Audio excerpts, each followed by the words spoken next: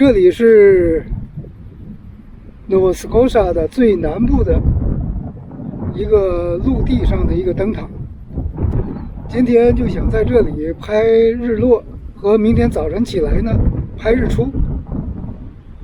由于这个地方除了这一点地方和这个灯塔以外，其他的呢也没有什么景色可看。今天有大把的时间，就可以坐在这里享受闲暇的时光。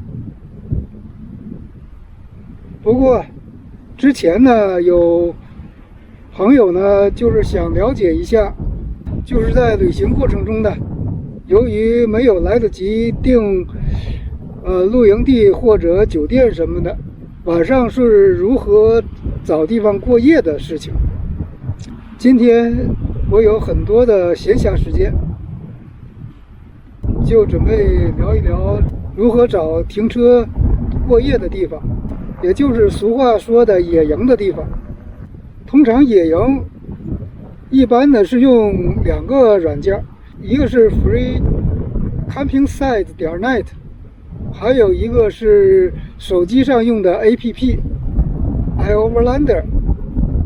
Free Camping Site.net 呢，这个是电脑版的，只有网页没有 APP， 而且 Free Camping Site.net 这个信息呢也非常的老，只能作为一个参考。而 iOverlander 这个 APP 里面的信息呢也不是完全的准确，也需要参考，并不能保证100%的上面标注的都是正确的。通常呢我找这个过夜的营地一般是这样，如果在高速上行驶，如果天色晚了，我就找一个附近的 truck stop， 也就是卡车休息站。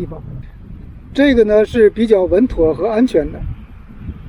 在加拿大 truck stop 呢有那么几家，一个是 Flying J， 还有一个 ISO Husky， 还有一个 Petrol Canada。在加拿大的海洋4省和东部地区呢，还有一个 Iron Big Stop， 晚上在这里过夜，还是比较安全的。但是最友好的呢，我的感觉还是 Flying J， 其次是 ISO。Petrol Canada 呢，就要看地方和他的工作人员是不是非常友好的，有的允许过夜，有的是不允许的。总体来说，在高速上找这个 truck stop，还是比较稳妥的。如果在城市，是找像沃尔玛这种停车场，但是沃尔玛的这个停车场不是每一个沃尔玛都能够停车过夜的。如果你要想在沃尔玛停车过夜，通常你要找它里面的工作人员确认一下是不是可以，得到他们的许可，可以，你就可以停车过夜。通常他们会给你指定了一个方位，去到那里停车过夜。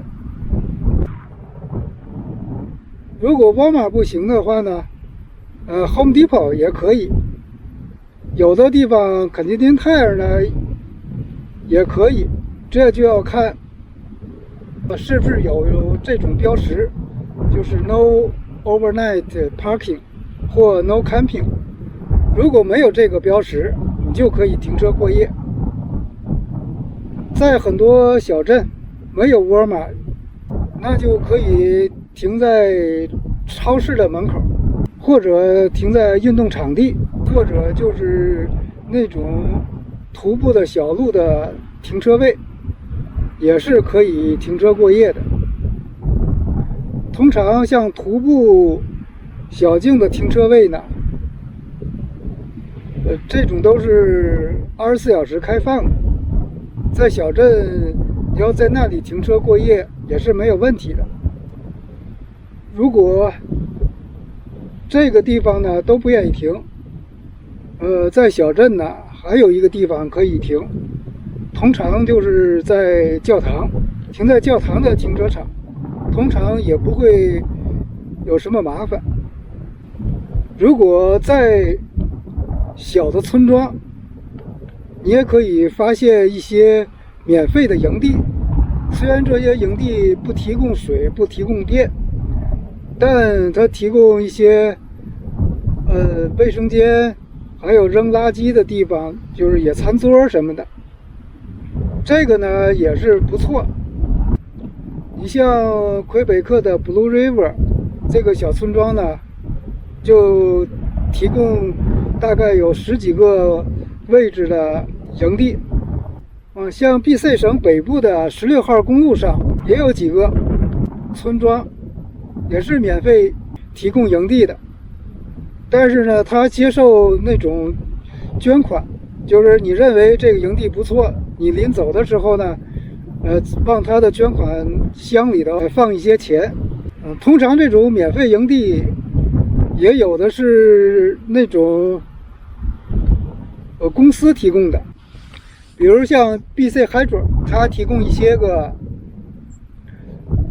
免费的营地在 BC 省的北部。这种免费营地呢，通常都是有限制的。像村庄提供的免费营地，一般只允许你待2到3个晚上。